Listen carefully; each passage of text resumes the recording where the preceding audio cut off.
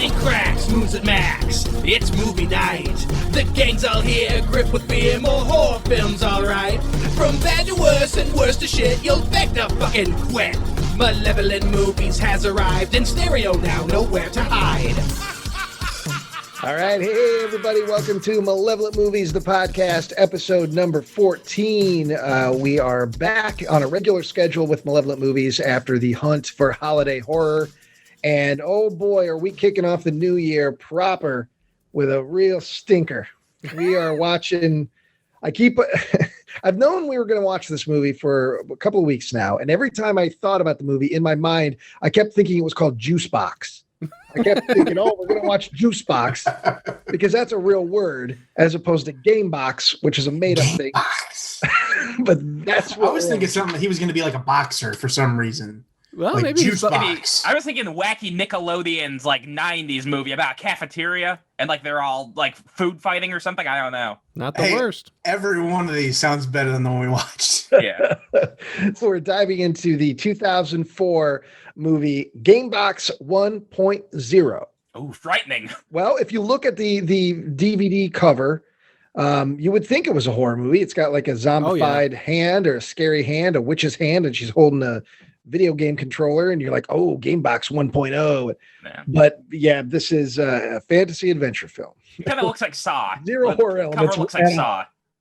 Yeah, the cover would make you feel that it's that kind of, Dimension Extreme, those releases that came out in the early 2000s, and which, they all had that same similar cover. But you were really upset when you rented this on that cover and brought it home in 2004 because it's so that's part of the reason why I picked this one. I had seen this movie years ago, the same purpose, like, hey, we watched Stay Alive, wasn't that bad, let's go for more of that. Oh, look at this box art, Game Box 1.0. But now I'm curious because I purchased it on a resale shop online. And this one, I think this might be the original cover because it's got like this fucking cyber dude holding a gun, looking like he's in a flaming cube or something. Kind of looks like Tron. And well, now that you mentioned that, Joe, I watched the commentary and the making of videos. And at the top of the making of video, one of the co-directors says, we wanted to make a modern day Tron around video games. Yes. Yeah. And it very much so wears Tron on its sleeve. Yeah, and and then the sleeve falls off because it was fucking rotten. But anyways, I'm curious if after like Stay Alive or Saw, this is a new rebranding or a latest rebranding because there's an Amazon DVD box that's for sale. This is the French version. It looks like, and there's blood all over the controller and shit. Yeah, it's the French extreme version, too hardcore for audiences. Well, shit, if it's got naked Danielle Fishel, I'll watch it. Joe was thinking about a fish sandwich at McDonald's. Yeah, give me that fillet of fish. Joe, like most people have advent calendars in December. Joe's got like a Fat Tuesday countdown calendar, Ash Wednesday calendar countdown for those fish sandwiches when those go 2 for $1. Oh yeah. The restaurants are finally gonna pander to my religious sensibilities and give me fish. Hey, I want to place a bet. There's going to be a specific moment. It's written in my notes. I'll find it and I'll send it to everybody but Joe. But I'm going to place a bet that there's going to be a moment where in the background you hear Joe go. So I don't believe there's anything wrong with that. I don't know. That's just me though. All right.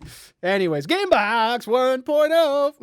Yeah, and I mean, going into this, I wasn't looking forward to it from, I didn't watch the trailer. I just saw the cover, and I knew who was in it, Danielle Fishel or Fishel.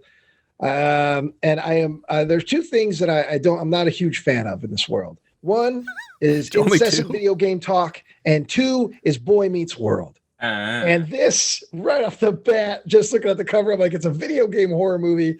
At least that's what I thought at the time. And it's got a cast member from Boy Meets World. And I was just like, oof. The sigh hit me before I even pushed play. But So, Ryan, how old were you when Boy Meets World was running? I don't know when it started. I actually don't know. Was it late 90s? It might have started when I was still in high school. Started in 93. Oh, 93 then. God, 93 to then 2000. I was in junior high. Yep. So So how was that not like the prime time for you, man? I didn't like that. I didn't Yeah. like a lot of the stuff that was coming out from my age group. When Really? I was a kid, I didn't like going to Disney cartoons. I wanted to see RoboCop. I wanted to watch Creepshow. I didn't want to see the kid movies. Were you I just didn't want to see tired of Dumbledore the game. of the Savage family dynasty? You were just done with it? Oh, yeah, and I mean, trying. And I'm sure I watched it because that's the thing. I love the Wonder Years. Love that show. It's one of my favorite shows of all time. I like Fred Savage. I like that Fred Savage's career trajectory. Now he directs a lot. It directs a lot of TV. His career has been fantastic. But much like the Lawrence brothers, you had this one, explosive career from one brother, and then the younger brother comes up. Hey, hold on, guys. Remember me? And they get The younger, cameos. dumber brother. Yeah, they get cameos in their Big Brothers movies, like Ben Savage did in Little Monsters, and then they kind of get a show on their own, much like Joey Lawrence and Matthew Lawrence. And I believe, didn't Matthew Lawrence also show up in Boy Meets World? So you're getting a combination of all the little brothers, lesser talented little brothers of bigger stars in Boy Meets World. But I do not know a single thing about Boy Meets World. Is it about like a boy who like goes to France and shit in Africa? Like Sweden? He travels the world, you Yeah, dumbass. he meets the world. Oh my god. I would have watched that. Hell. Yeah. I messaged you guys that moment that Joe will make disgusting sounds. And you know what? I'm going to put $5 down, Joe. I'll pay you $5 if I'm proven wrong. Oh, okay. Did you just see the message, Ryan? Not only am I laughing and agreeing with you, but it's a moment that I also was going to bring up and see if anyone else caught it. But yes. Yeah. Nothing wrong with a little sexual stuff, whatever. You see, the fact that you are just geared up for it is what's worse. We can go sexual on the pod. I think that's okay. No, ugh. God, What's this wrong is with five this is guys why we're sucking never sex? gonna watch any erotic horror. Is because Yeah. I'll have to just delete your entire audio track because it'll be Yeah. Pinocchio's penis got hard in the erotic adventures of Pinocchio. The Erotic Adventures of Pinocchio. Yeah, that's a real movie. That's like a half real movie. That's a half real movie because I he's a forget the half title real of it, but there boy. is a porno with Pinocchio. All right. On an Sure. on an enunciation level, Joe was riding the rail real close on that entire sentence. He was about ready to fall right off into gibberish, but he held on. Yeah. So I listened to the commentary, which has the two co-directors, which are brothers, and then one of an executive producer who is also in charge of visuals and storyboarding, and one of the editors. And the way they talk about this movie is wrong. They have an impression of this movie that is not at all what's on screen. And I want to give them a little bit of credit because I'm sure what they were doing was crazy. I think they were trying to make something big in their backyard, and I think that they're proud of themselves, which is fine. But I think that there's a couple things I can't forgive that I'll share as we go along when we get to those moments. Okay. But anyways, yeah, not a horror movie. They say there's moments of fear and terror or whatever, but it's not. Oh, it's frightening. No, I call this a bore movie. Oh, wow. Yeah. Brave. Very brave you to say that. So the movie begins with some, I don't know, I guess Aphex Twin ripoff music and some footage of Halo. Yeah. Nick, I have a note right off the bat, actually. Yeah. Opening scene. So it shows the controller as he's playing, and he's mashing the jump button as fast as he can. But nothing's happening on screen. He's just shooting. So it's like that thing in movies where in order to play a game, you just have to be all jittery and mashing buttons together. But it just doesn't make sense. Like you do with your wiener. Not like with my wiener. My wiener is completely fine. I'm mashing my wiener, mommy. Oh, I'm mashing my wiener. Yeah. Anyway. There's also something interesting where they flash back a week in time before they played Halo. Yeah, I haven't gotten there yet. Yeah, let Nick do his part. Do you have thoughts on your own? Yeah. I'm sorry. What else you got? Anyway, so we're finally in 2003, but I guess 4. The movie loads to 100%, and we are in the Game Box movie. One of the directors said that they felt that opening credits really set the tone, like a spooky mood. Yeah. Yeah. Everybody's entitled to opinions, I suppose. Maybe Scooby-Doo level of spooky. Yeah. So we find ourselves in Black Rock, Utah, 1 week ago. I assume from I don't know. You could have just, in the next sequence, you could have just said 1 week later. They made it a little more confusing. They really zhuzhed it up there. But we're in some spooky, quiet ranch at night. And there's just very quickly, we're into this dude's room, and he is having a seizure in his sleep. And he's having some sort of like Wizard of Oz nightmare where he's being chased by a ghoul with a katana and like an eyes wide shut orgy mask. Yeah. I vaguely looks like a lion. I couldn't really tell though. So this character that's chasing him is the same, villain in the game for this kid and our main character that we'll meet later. And they look identical. Like the body, looks like a big bald guy. Yeah.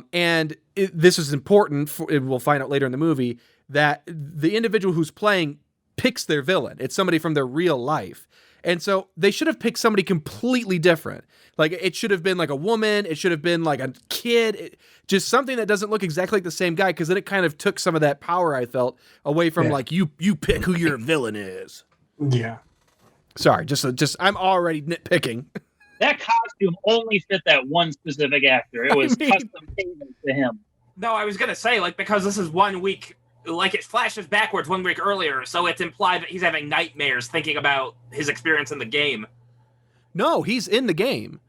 In the like whenever he's having seizures in bed. Yeah, like because that's said present day and not have said 1 week earlier, because that's super confusing. Not having started any other time reference at all. So might as well have said 1 week later after we're done with this portion. Or what they should have done, is had this, then the credits, and then you see our lead character getting the game box. But Joe, just like I Murders. Exactly. Yeah. A perfect film. I mean, it's one of our better episodes, so it's our best episode, period. I'll go back and listen to it. It's so fucking good. But anyways, Joe, I assume that this is happening. He's playing the game because it's very similar to when our main character's in a coma and in the game. Oh, okay. So he's crashing so violently in his Wizard of Oz nightmare that he wakes up his parents, I guess. In the dream, he just gets completely wrecked, just with the katana. And as we all know, you die in your dream, you die for real. Yep. As his parents are whining like babies over his dead body, the camera pans over, and we see what looks to me like a Game Box 1.0. I don't think it says, but we skip in time, or at least we're skipping in time now, approximately 1 week. We see that on a desert road. We know we're on a desert road because there's a tumbleweed. Very important detail. That almost doesn't make it across the street. Nope. It pauses there for a while, takes a breath, takes a beat, and it keeps moving. Well, actually, it barely starts to move. They have to dissolve it to get it out of the way fast enough. I just heard in my mind. I heard somebody screaming, "Get the tumbleweed! Move the tumbleweed!" Someone screaming off camera. Well, this was shot. Take a leaf blower to it. This was shot in like 12 or 14 days, because they say both during the commentary, but it took 2.5 to 3 years to complete because of all the visual effects shots. Yeah, the extremely competent digital effects. Well, and this is like a 2001, 2002 movie. Yeah. Yes. Yeah. As far as filming. That makes much more sense, because you would think that, because at first I was confused because I saw they were playing Halo. I figured they got to be playing Halo 2, right? Because that came out in 2004. But no, it's all original Halo. Yeah. So that's 2001, which apparently, even though there's I think in the background of some shots you can see like an Xbox Live sign. So I figured this has got to be some sort of a promotion, like a tie-in, right, or something like. Yeah, this is a tie-in film, like Burger King, like how Burger King had like Sneak King. But anyways, this is really disappointing for Danielle, because she went apparently directly from Boy Meets World rapping to this. And that's sad. That's rough. Well, she gets to see another boy, I guess. So that's good for her. Damn you. Yeah. Shame on you, Ryan. So we're on the desert road. There's a mail truck, and in that mail truck, there's a nicely wrapped package. Who wrapped it? I don't know. Looks, someone took care to do it and ship it off. There's someone's putting effort into this plot that will be revealed. Oh, but there's somebody's hands that are tied or taped to the steering wheel. Is there? I noticed that. Yes. And it's a decrepit, dirty hand. It's a ghoul hand. That makes more sense because a little tiny mail delivery truck like that you'd find in a town traveling across 800 miles didn't really make any sense. But that makes more sense. Oh, do you want to know what makes the most sense, Nick? Yeah. Is that in the heads of the creators of this movie, in their minds, the game box came from aliens who sent it down to Earth to see if they could kill kids. Yeah. That's fucking verbatim what they said. There was no reason for the audience to get that. There was nothing in the movie that led to that. No. You see an emaciated little hand that is tied to the steering wheel, and you get the idea like, okay, this person is being forced to deliver this piece of mail, and then it's never referenced ever again. I don't understand why this character gets the box.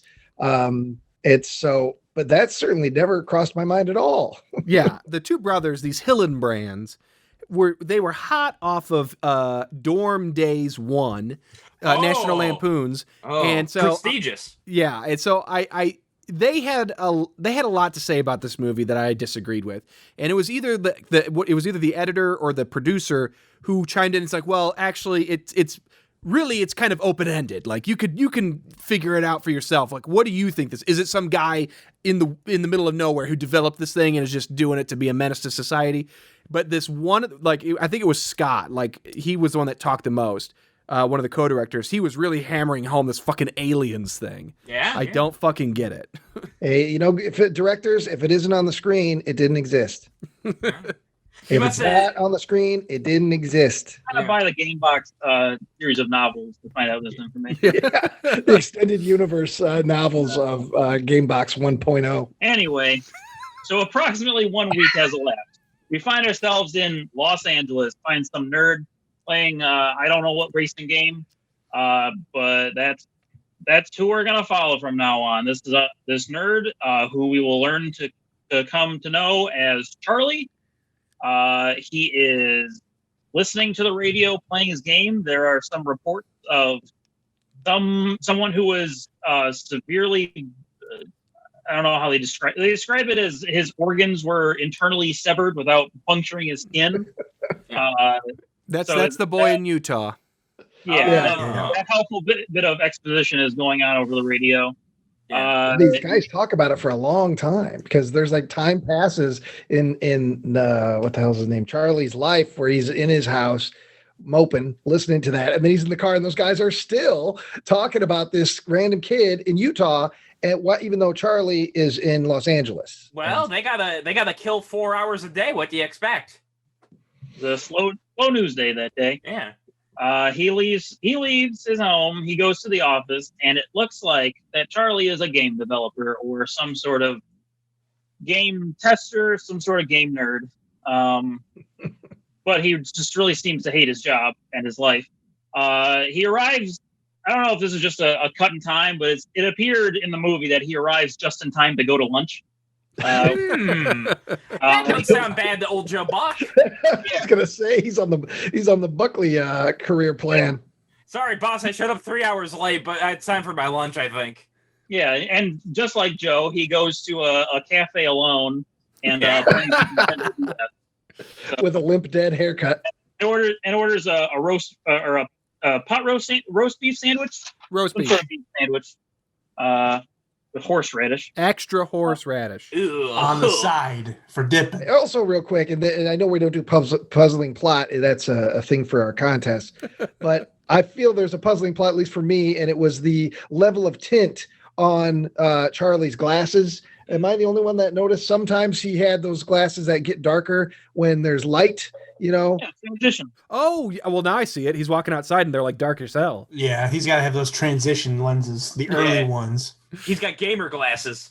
Whenever he's playing something cool in 3D. Maybe he's making they're making a statement about gaming too much. Looking at that TV ruins your eyes. Oh, could be. Yeah. Nick, get us out of this restaurant. Well, we can't just yet because Charlie is still loitering in there, and apparently he vandalized the table at the restaurant and carved his name and someone named Kate into the table as well. So he came back to the scene of the crime. We don't know who Kate is yet, but I think we're gonna find out.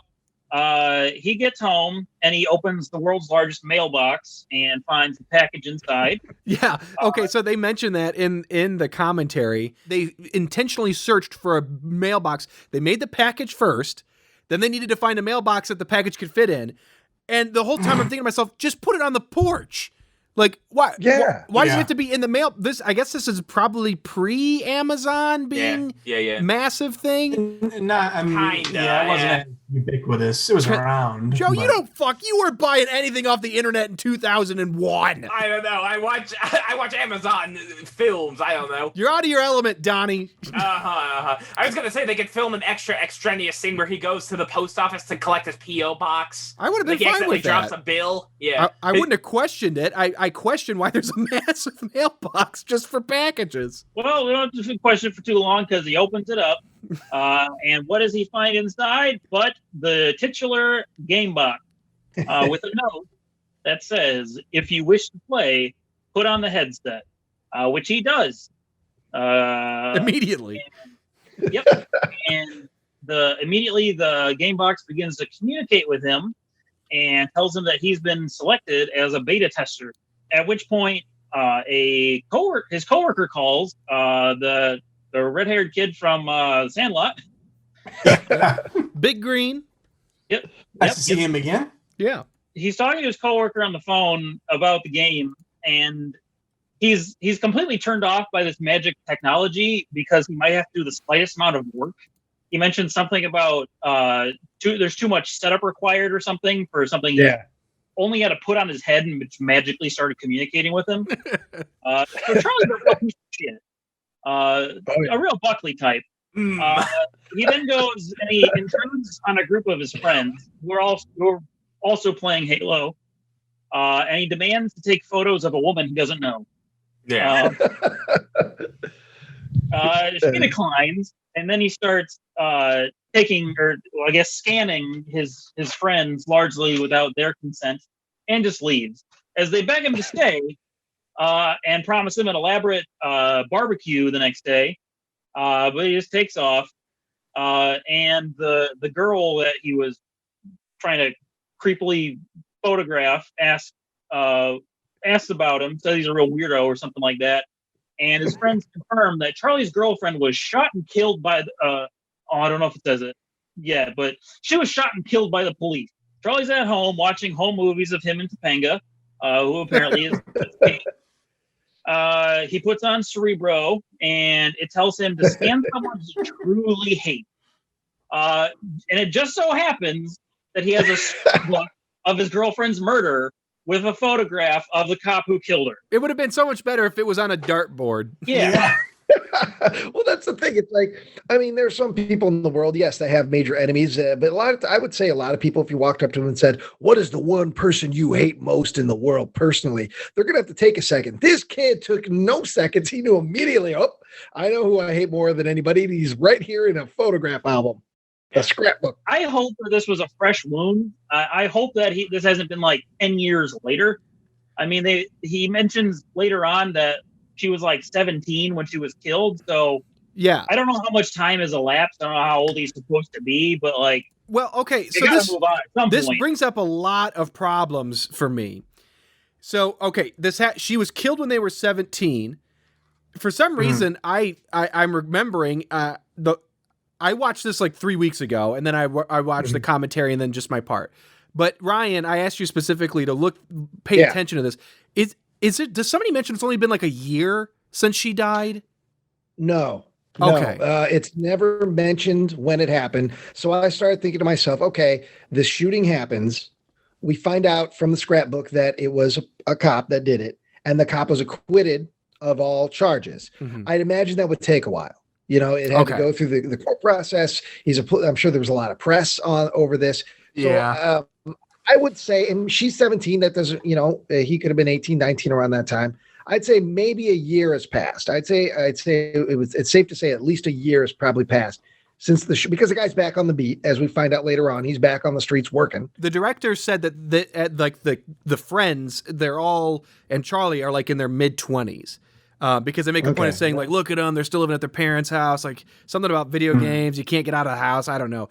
Which again brings up a real weird problem here, where and I get it, he's in love with her, but like, why couldn't they just have made that happen when she was like fucking 19 instead of because him? The actress, how old was she at that point in 2000? Let's say 2002 when they shot the movie. I mean, well, either way, I don't know. There's why just they had to something make her weird be to me. 17. Yeah, it's weird to me that he's 25 now, let's say, and he's still lusting after his 17-year-old girlfriend who's dead. It's just something. And it's funny thing, yeah. And the age didn't even matter. It's not like because he shot her at 17, it's worse than if he was shot her at 20. When that line later on in the movie where he grabs and he goes, "You shot her," he could have just said, "You shot my girlfriend." Why he had to throw her age on it? Yeah, I don't understand anyway. You shot my hot 17-year-old girlfriend. I can't believe you. Well, it's a She touchy was hot area. and barely legal, and you shot her. Damn it! Fuck you. Don't take my point and actually expound upon it in a disgusting way. You filth monster. I understand. But yeah, after you told me that, and then he yelled at him and then said the 17-year-old, I went back to the couch scene, the one we're at right now that Nick's talking about, where to see if they had mentioned a time frame. And no, he just said his girlfriend was shot. We don't even know yet that it was the cop until he opens the scrapbook, and then we see these newspapers. Well, we see a flashback in this whole sequence, and it is really goofy and really campy, and there's clippings of newspaper that come into frame, and it's really hammed up. It's really dumb. That's when we see the sequence of the two lovebirds sneaking through a chained fence, and there's a cop who just happens to be there. And immediately, as she squeezes through the fence, he just blasts her. No questions asked. It's a great shot of like it looks like she gets hit with a ton of bricks because she goes down. Yeah. Yes, I noticed that too, that she just went flat back. It was. Maybe they pulled her with a rope or something. Yeah. But at the time when we first see it, because we see it again later on, and it's explained a little bit more, the backstory of the shooting, it doesn't make sense when we first see it why it's broad daylight and they're just kind of sneaking through a gap in a chain link fence, and they're obviously laughing and having a good time. Why this cop immediately pulls the gun and just shoots this girl in the chest? I was like, how did he get acquitted? I mean, we find out a little bit later on why he's so sketchy. He wasn't just a random cop. But it's so simple. All they had to do was, like, let's say they're going through a warehouse or something, and they're like in different areas, and they're headed in the same direction. She's ahead of them. She goes into like a room, and there's the cop selling drugs, and he feels like, oh my god, and she turns to run away, and so he shoots her, like, so that he can hide what's happening. Like, that makes way more sense, because the first time you see this, he's like leaning up against a meter, for like an electrical meter, and he's like, "Hey, stop!" and then like just shoots her. Like, it looks like a cop is of the fence too. Like, he was on private property. We have to assume. Yeah, unless he was breaking into the police station. I mean, he thought they were stealing bricks. Like, they were coming to steal his like bricks or something, or who knows? Well, it kind of looks like copper that people steal and sell. Yeah, copper wire. It kind of looks like Charlie's holding a plastic bag full of like baguettes or bread or something. They're going to go make some roast beef sandwiches somewhere. Well, later on, actually, that jogs my memory. Later on, when he's yelling at him, he said, when Charlie's yelling at the cop, and he says the whole thing, "You shot my girlfriend." He said, "There's no way you thought she was holding a gun." He also says that. So Oh, that I was don't remember that. part of. Yeah, he yells that, and that, I guess that would have been part of the cop's defense. Yeah. I guess, but right. still, just yeah. So Charlie's had enough contemplating the death, and he is ready to put the game box on his noggin. And he is informed that once you begin, you can't quit. Even though he's able to quit a couple times, but other than that, you can't quit. For the most part, you can't. I apologize. I hate to keep derailing this, but this drives me fucking crazy. Please correct me if I'm wrong. So Charlie at this point has scanned his buddies, his 3 buddies, and Officer Hobbs. I think is that his name? Yeah, the cop that killed his girlfriend, Ronald Kate. Hobbs. Okay. There's a moment where he's holding a framed picture of Kate with the camera and he contemplates, but he doesn't do it. He doesn't take the picture. Mm-hmm. Yes. But she's still in the fucking game. And later, I'm pretty sure the game points out that, well, we took her from your memories. Yeah. Then why do we need to take the pictures? Why do you need to do that? So take the mechanic out. Also, the whole point of this movie is to establish that at some point, Charlie needs to get over his ex-girlfriend. That looks like a moment where he decides to himself, you know what? I'm not going to take a picture of her and live in a world where she exists. I'm moving on. They've completely underscored their whole point. So if they had just taken the picture of her, they would have like doubled up in the right direction. It just drives me crazy. Again, they're aliens. Remember, now we know that they're aliens. They don't really know much about humanity. They got long fingers. The Hillenbrand brothers are fucking aliens. Yeah, we don't watch those kind of movies on this show, Tyler. You should know that by now. I'm sorry. I don't know what it is about this and Stay Alive, but something about a movie that's based on a game where there's actual mechanics you have to follow. Yeah. Like that drives me crazy. He puts it on, and he is immediately transported to that room in Willy Wonka, where Willy Wonka transports the chocolate bar over the TV. And he gets to select the games: Zombieland, Crime Spree, and Alien Planet. And what does he select? Next person. Yeah, he's taking a trip into Crime Spree. He basically he's worked into a true crime Streets of LA ripoff, and then he's informed by the game's narrator that he can pick up hearts to heal, but he has to gauge his life total for himself. He can also use whatever objects he sees as weapons. His own voice becomes the game's narrator, and he carjacks someone to drive to his mission. Joe, what did you think of the boss music track that was playing? Oh yeah, I was jumping up and down. I was clapping along to it. I was dancing. I was grooving. I was wiggling my bones. You mean the one that was saying this isn't a game, and it sounded like "This Is How We Do It" by Montel Jordan? Yes, exactly. Yeah. It's not a game. I like that he's cool a Buick Century. Yeah. And if you're a music fan, there's a lot of very blatant ripoffs of famous popular artists. I counted Prodigy, Seven Dust, Rob Zombie, Montel Jordan, and The Starting Line in the first 25 minutes. They're just absolute knockoffs of all those artist styles. Yeah, I call it chub step because the main character's so fat. But he's not. He's kind of chubby, but that's okay. Wait, who is fat? The main gamer character. The main character? Yes. Yeah, he's Joe, are you fucking insane? A little bit. He's not fat at all. I thought he was a little fat. Remember his shower Then scene? what are you, Joe? Well, I never. I'm just saying. Joe wanted to make the chub step joke, and he's now trying to justify it, but it's just not happening. Yeah, he thought a chub step. Yeah. Listen, we've all been there. What's wrong with that? You put that in your back pocket and you use it later when it works somewhere else. You can't be doing stuff like that when the creators of this movie say it's aliens. Like that's already so far. I can't.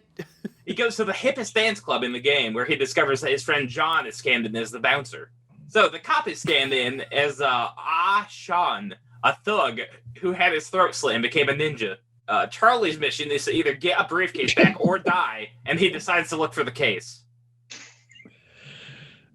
So, keep going. You're not wrong. He built a pause for laughter that just. No, I'm trying to see if anybody wants to interject anything, but it seems like nobody wants to, so I'll keep going. I mean, it's pretty straightforward. It looks like shit. It looks like you made Sin City on an N64. Yeah. And they it's just looks terrible. They painted everybody's faces to make them like more sharp edged and stuff. And because like if you watch the making of, they just look like brown ridiculous. Shit. And it just, you know, okay, because they say a lot of stuff about how like they wanted this to be like a take on modern video games, which I guess at the time was Halo 1 and Grand Theft Auto 3. I don't know. Maybe not even that. I don't know if that's out. Vice City came out in 2002. Okay. So that would have been the new one. Definitely feel that vibe from this that they were trying to. Spree. Yeah.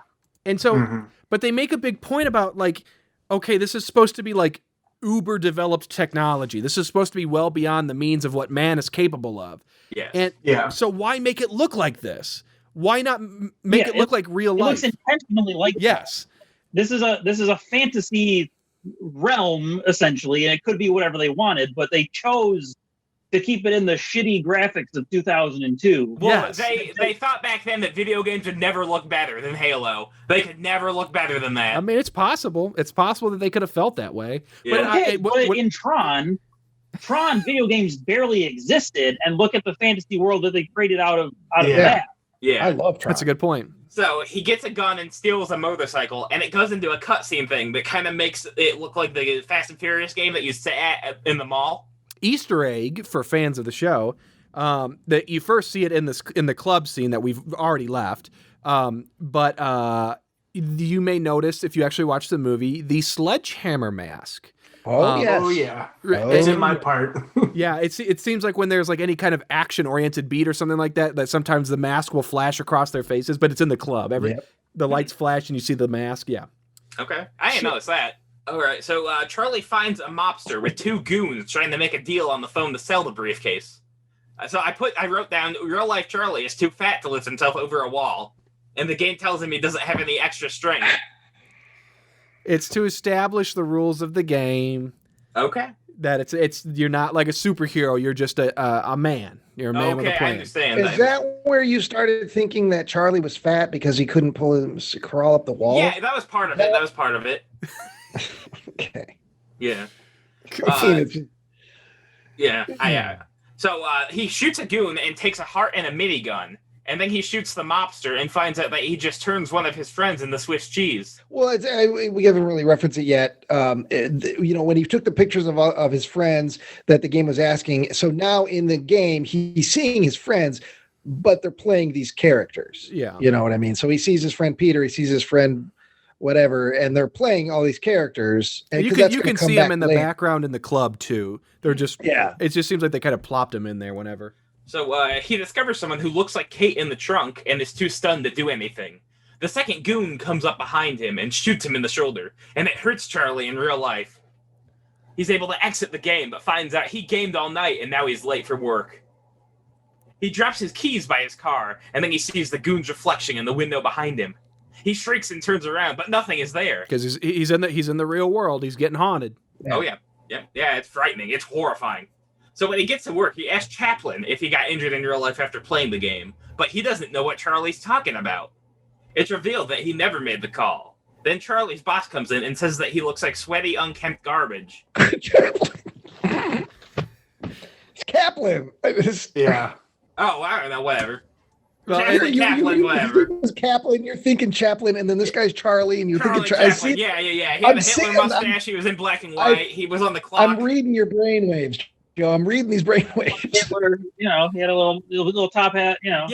He did a dance. He was cool. He almost got hit by a train. Everybody was so scared whenever they saw the train. They pissed and shit and stuff in the theater. Charlie's boss is Scott Hillenbrand, one of the directors. Yeah. Oh, really? And it's really frustrating because just the acting alone is obvious enough that this is somebody from behind the camera. But also he's wearing his earpiece and like walkie-talkie, which I've never been in an office environment or any environment where the boss is wearing an earpiece plugged into a walkie on their belt. Well, he's fancy in case somebody has to reach him quickly. Well, he looked like shit because where he had clipped onto his shirt a bunch of times, it was all pulled up, so he just looked dirty. Exactly. To me, it's like you really just wanted to be identified as the director. Like that, I don't know why else you would do that because it completely pulls you out of the movie. I mean, if you weren't already. Yeah. Well, it's a screen credit. It's a credit for IMDb. Hey, but Yeah. I don't think. So some people care about that. I don't know. So he submits a nothing bug report that says that he found 3 bugs on level 4. I don't know how that's really going to help them. What Joe is saying, there's no detail. Yeah, there's no. It doesn't really say where the bugs are. Yeah. I found a bug.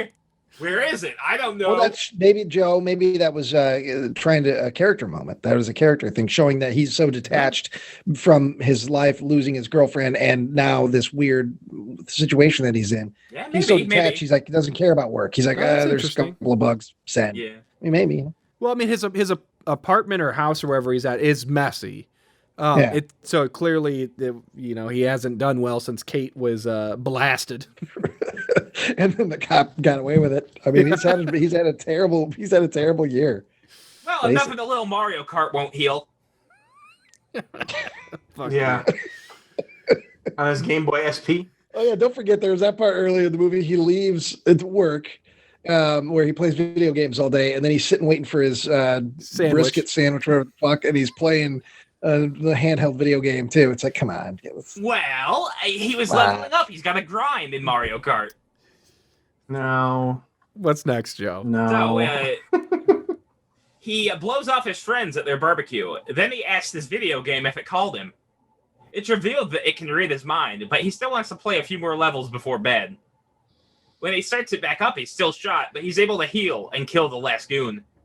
He tries to make some small talk with his dead wife, who's now named Princess. What the fuck? His dead wife? A dead girlfriend, I guess, yeah. Or you guess. I suppose. It's all the same. Marriage, girlfriends. Yeah. They just trap you. Any kind of relationship, they just get you, they grab you, and they pull you. This is coming from the same person who calls all of our significant others your chick. So Yeah. Well, What a weird how moment many here. times has he done that? Yeah, your chick. All the time. I don't know. So he tries to make some small talk with his dead chick, who's named Princess. Yes, in the game, she's princess. Yes. So Kate is princess. Yes. But For some reason. when he reveals that he's driving to the ninja's house, she punches him and takes the wheel to get out. He promises that he won't let anyone hurt her. Then he sees the diner that he goes to every day at work. Yeah, the same diner that exists in his game as Yes. also. Can you imagine what going to that diner and eating a giant roast beef sandwich with fetish every day is going to do to your colon? Well, and just think of his coworkers like just smelling his breath. That would be awful. Yeah. That dude's squirting molten lava about 2:00 every single day. He's That broken- soft serve every afternoon. He's broken 3 of their toilets. That's why they're trying to lay him off. Well, just to make a few points clear, Princess, on the nose, is the female, gotta save her character in the game. Yeah, Princess Zorbo. She does not have like the memories of Kate. She just looks like Kate. So I'm assuming that the boy from Utah had his own princess, quote unquote. So like this girl, like there's a lot of unnecessary dialogue where we continually establish that Princess doesn't know who Kate is. Who is Kate? I'm not Kate. I'm Princess. Yeah. I'm here to guard the briefcase, and Charlie not taking the hint, just be like, no, you're Kate. You're Kate. Yeah, there's a running theme, and maybe I read too much into this, but there's a running theme because of that throughout the movie is how this isn't real. This isn't real. And he keeps hammering it home to people within the game. This is all fake. This is made up. This isn't real. So I don't know if that was like a reference from the Hillenbrand brothers, like, hey, yeah, it's fun to play this shit, but there's a world out there. No, they do mention that a lot. As exciting as important it is inside the game, it's not real life. From the guys that brought you National Lampoon's Dorm Days, they've got thoughts on technology. One and two. I looked them up. They did both of them. No, It was a franchise. I thought it was a wonderful sequel. I thought it was a really heartwarming sequel. Shut the fuck up. I got a tidbit here. Danielle Fishel and the kid from The Sandlot are also in both those movies. So it was a like Orson Welles Mercury Theater, his road company. The Hillenbrands also had there. Get the kid from The Sandlot and the Boy Meets World. I really don't understand, like, because I don't know, maybe it was just because I was younger. I remember Topanga being the it girl. Like, did she really? Looks like Pennywise, yeah. What? Pennywise? She's the it girl. She has a big smile. Is that she has a big mouth? Is that No, what? it girl. It's simpler, it girl, stupider than that. It girl. That's all he went off of. Oh, Hey Joe, I want you. fuck off. Hey Joe, I want you to do when we're done here. I want you to do a little cinema history. I want you to look up an actress named Claire Bow and learn about what the It Girl, where that came from. Oh, okay. Okay. It sounds frightening. I'll have to look it up. Okay. Anyway, We're gonna quiz you. I love it. this is just a bummer because like she really. I'm not saying this is on her. Sometimes you have a great project and then you don't get a lot for like fucking decades. But it's just a bummer that she fucking. I mean, yeah, I don't think anybody, as far as the young cast, Dorm Days, Game Really Box, after. Dorm Days. until the revival. So while we're on the topic of the actors in this film, I couldn't help but find that this has another correlation with Stay Alive. So Stay Alive is another early 2000s game piece of shit that we watched. And in that episode, I noticed that all of the main cast at the time of filming was currently on TV shows. Yeah. We've got Malcolm in the Middle, fake Jim Halpert. That one's not really real, but there's the girl from One Tree Hill, Anna from the OC, and McPoyle from Always Sunny. Oh, and the cop was one of the guys from The Wire. Yeah. Obviously, we have Miss Topanga Lawrence herself from Boy Meets World, but the main guy, Charlie, was Harvey from Sabrina the Teenage Witch, which was on at the same time, same network. And I didn't know that until it took me about halfway through the movie to where it finally stuck, like where I've seen this kid before. Those two, I think, are the only ones, but I thought that was, I don't know if that's interesting. Well, but there's something there. What we're doing wrong is we need to be making movies after Sweeps Week and before they start production on the next season. Yeah, because this is probably another one of those movies. I don't know. We could probably get Roseanne. She's not doing anything then. Oh, we probably could get Roseanne. A lot of crush service, though. Anyway, That'll be I would expensive love to crush see service. Roseanne yell at Joe. Oh, can you imagine? Can you imagine? Their two voices just screaming at each other for nonstop for a half hour. They find he realizes that, oh, this is the Downbeat Cafe. This is the place where we used to go. Maybe our table's in there. I assume he thinks. They sit down at their old table and he orders the usual. And she orders the same thing. So even though she doesn't have her memories, she has her taste buds. I don't know. I think she just wanted to smell that horseradish. Yeah. Yeah, maybe that's it. I'm gonna stink just like you. Yeah, Charlie. He tries to get some more information out of her, and it's just she keeps shutting him down. Basically, she doesn't know. Princess doesn't know anything about Kate or Kate's life. I don't know if this is where it's first brought up, but it's she reiterates that she has a briefcase handcuffed to her that needs to go to the Blue Mountain Observatory for the professor. Yes, and only the professor can open it. This is when the narrator, who's himself, interrupts, and he sees that like they've been tailed, and there's like guys staring at him all over the diner. He summons the gun, which I don't know. Did he get this gun? This like upgraded his buddy gun? gave it to him, and then he stole the minigun from a goon. Yeah. Yeah. Not the minigun. Okay. It was like an SMG. Yeah. Yeah. Yeah. The minigun. I have a Floyd gun. I know guns. Artillery Joe. Yeah. That's him. So he gets that, and they have like a shoot off, and he gets shot and has this big weird hole in him. Yeah, it's like in a Kung Pao when he punches through the guy's midsection. Yeah. It looks just, I would say just like that, but it looks similar. It looks worse. Then he respawns. The screen goes red, and he respawns back at the table with Topanga, and she's given the same lines. And he realizes, like, oh boy, I can't get out of this one. He tries to stop, and he keeps telling the game, like, I want to stop, I want to pause, I want to get out of here. And the game says, all right, well, this is the last time we'll help you. Is this what the fuck is happening? What's the point? If you can't stop, can you stop if you can't stop? I assume you get 2 bathroom breaks. You get 2 potty breaks in the game. Listen, when I'm done here, I'm going to use up one of my potty breaks. Okay, understandable. But he wakes up and he tosses. I don't know if he tosses it in the trash, but he like puts it away. He like throws it away from him. The game box.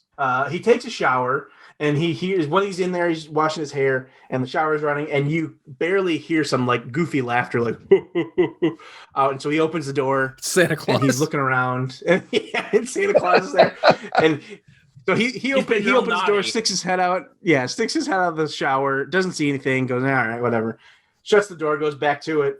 And this is the moment you see how fat he is. Oh my God, he's so fat. It was You see him in the disgusting. shower, like with his clothes on, he looks svelte. With his shirt off, oh my God, it's Jabba the Hutt time, right? Yeah, Joe? I can see big just tits. I can see big tits and a little Rippling belly. everywhere. Those are not tits; those are pecs, Joe. Yeah, he's jacked a little bit. I was gonna say when you said he was fat, it has to be a bit because he's like one of the most built people in the movie. I could beat him up. I could beat him up, no problem. Maybe today well, I would say he's an old man. Do you know what beat up means? Yeah, not beat off, Joe. I do not want to beat off Charlie from Game Box That's where the 0.10. 0.10. Take your pants off, Harvey. I'm gonna So I'm he gonna hears fuck you, Harvey. shut up. So he hears the laughter again, and he opens the door again, and this time he actually sees somebody who shoots him. And I as soon remember as his he's name. shot, It's one he's of- startled. It's one of his friends. It's one of his friends. who was in the restaurant and pulled a gun on him. So I can't Yeah, remember. one of the guys that he scanned, Yeah. and who's like he keeps showing up in the movie or in the games. Sherman, he's I guess startled. is his name. Sure. He's startled, but he's unharmed, and the guy's gone. He's like hallucinating. He leaves for work and tries to summon his keys to his hand like he would in the game, but he's in the real world. He's yeah, I don't know. They're trying to go for a goof, but it didn't work for me. Interestingly, that can happen. It's called the Tetris effect. Sometimes after playing Tetris for long periods of time, if you like just look down at like tiles or something, you start seeing Tetris pieces. But that's different from him trying to summon the thing. Like, I get what you're saying. Yeah. But it's I mean, sure, It's like when whatever. Joe gets done playing Super Mario Brothers and he tries to jump. Yeah. General. I can jump. I can Yeah, barely breaks his jump. ankles. I accidentally step on Shelly, my brother's pet turtle. Shelly, no. You keep trying to- Ground pound on those mushrooms. Yeah, I was gonna say. Oh, I'm getting so big, guys. I'm getting so big. Look at me. I go in the yard just to eat sunflowers and then try to crap them out, like it's crap out flame. So he goes to work. He drives to work. His boss is like, "Oh man, you look terrible. You're pretty hungover." He's here. You need this coffee more than I do. I think it's this point. Charlie also asks him if he's heard anything about next gen VR games, and he says, "Just those goggles Nintendo's working on." I don't know. Brings up the Virtual Boy. Yeah, I don't know if that is. I don't know what that's supposed to be. I don't know if that's a goof on the Codename Revolution leak that happened. That was bullshit. This is some inside baseball here now. No, that was the Virtual Boy. He's talking about the Virtual Boy. Well, but listen, this is another podcast. Okay. Virtual Boy was dead and buried by this time, Yeah, Joe. flash in the pan. So anyway, he goes back and he's testing at this thing. We also haven't talked about how this job is nonsense. Like, this is not what it's like. This is like a testing house. You just got spin in a circle. That's game testing. Yeah, it's a very tiny little room, little office, and they just they're sitting like shoulder to shoulder. Yeah, there's like They're not three even in guys their in own there. cubicles, and they're just playing video games, and it looks miserable. I think it's a cool job. Well, they're not having a good time, Joe, and they love video games. So he's back testing, and he's testing. It looks like a point and click game. It looks like one of those that we used to play, Tyler, at your parents' place. We'd all get together. It looks like that, one of those. Yeah, because he's trying to unlock a treasure chest, and he's got to like find a combination of like numbers or something, and he's looking at that, and his vision gets kind of distorted, and he falls asleep, and he wakes back up, and he's in the diner. He's in the game again. He doesn't need, or he's back in somehow. He doesn't need the headset anymore. Apparently, it's already been downloaded in his brain, I guess. Alien technology, apparently. yeah, I don't know. He learns that he's lost his weapon, so he has nothing. So he turns around, and one of the guys that was tailing them is there, and he like pushes a tray of food into his face and takes his gun or something. So he has a gun and he's getting ready to fight, and then at that point when his coworker kind of shakes him awake. I don't know if we pointed this out, but the guy that was tailing him in the video game is wearing like a trench coat and like a fucking, I don't know what that hat's. He looks like if somebody asked me to draw a cartoon of like a 20s, like the Private Eye. Yeah, noir detective. But he's in like modern, but he's in like a diner. Shitty PS2 Sin City. Yeah, in broad daylight. This struck me as one of those movies I couldn't afford adult. I don't know. Like that Yeah. There's nobody over like 35 in this movie. Yeah, that character maybe dressed that way would have worked if it were like an old grizzled gumshoe, but nah.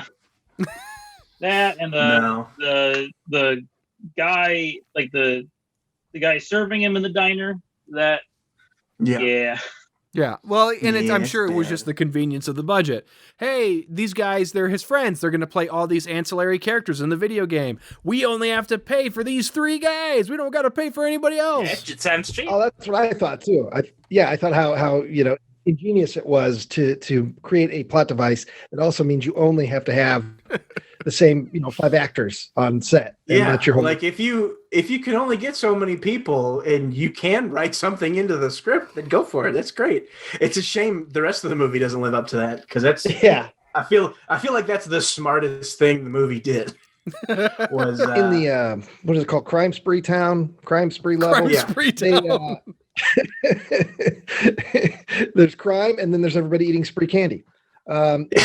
They do walk this fine line, or not even really that fine, in that level where they do try to have a hard-boiled narrator, because they say words like dame and stuff like that, and they don't go full into it though. They just kind of dip their toe a little bit into that, and it's also during a lot of the segment that and even beforehand that we start to see in the game world. God, I keep forgetting his Charlie. He's a dickhead. He's just like, you think about it. Okay, he's been pining for his dead girlfriend for who knows, a year, who knows, a long time, and now she's before him in the flesh, so to speak, even though it's a video game and it's not really her, and he's bitching at her. I mean, he's talking shit to her and rolling his eyes at her, and I'm like, it really got me the wrong way, and I started to really hate the character. It's because, I'm sure to the directors and writers, it's because he's trying to convince this video game character that she is his ex or dead girlfriend. Like, no, you should have her memories. You should know everything about me and you. And it's clear from the Get Out, she keeps telling him, I'm princess. Why does he think that? Why doesn't he go up to all the other characters that look like his friends and keep saying, "You're my friend. You're my friend." Like, he only does it to her. Like, I don't know. I said this game is dumb. This movie's dumb. Yeah, it's not even a game. Game Box 1.0. How many stars it's getting? Okay, so he's back at work. Yes, he's been walking up by his coworker. He goes for some coffee, but it's all out, and he turns around. And this is where his boss appears, and he's got the sledgehammer mask on. Yeah. But Charlie kind of shakes it off, doesn't pay any attention to it, and his boss says, "Hey, maybe you should go see a doctor. You're kind of freaking out. You're being real weird these days." Yeah. And if it isn't clear, again, the director is his boss, and he's a terrible actor. So. Yeah. It was quite the performance. You should go to the doctor, Charlie. So he does. He goes to see Dr. Blake, but they're all booked. He's standing at the receptionist counter talking, he was just real sweaty and kind of shaking, please, I just need to see him. He was struggling at work, but something happens between work and the hospital. He's having a complete mental meltdown as he's standing at the counter that he wasn't quite at that level earlier at work. And he's shaking. It's I gotta see somebody. It's an emergency. And the lady behind the counter is like, for Christ's sake, I told you he's got nothing until Wednesday, get you in Thursday, Friday. Said, what do you, we're gonna make an appointment. He's like, I need to see her now. And he's just obnoxious. Well, and the way they played the scene off, this would never have gone like this. If you have somebody coming up, gripping the counter, like bloody knuckles, like sweating and like begging for help. You don't just say, well, I guess you'll come back Wednesday. You'd fucking call 911 or something. Yeah. Like, I don't understand why they did this. Well, that's not my job. I'm just the receptionist. Basically, that's how it's treated. But then he backs up. He backs up because he sees something, and the girl goes, "Is there something wrong?"